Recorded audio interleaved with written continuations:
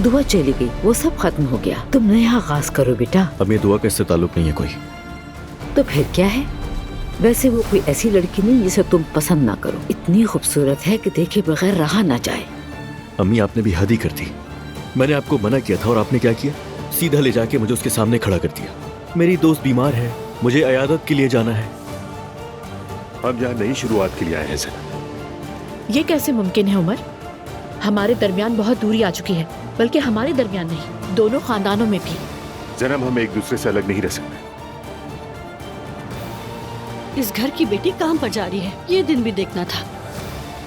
नायला, मैं तुमसे बहस नहीं कर सकती बिल्कुल भी। मैं रूहान को लेकर परेशान हूँ और अपने बाबा की बीमारी की वजह से भी। ये बताओ, तुम्हें अजलान कैसा लगा?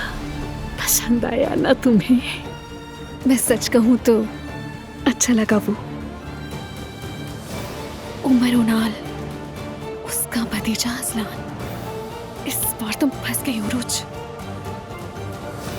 कुछ ना कुछ तो करना ही होगा।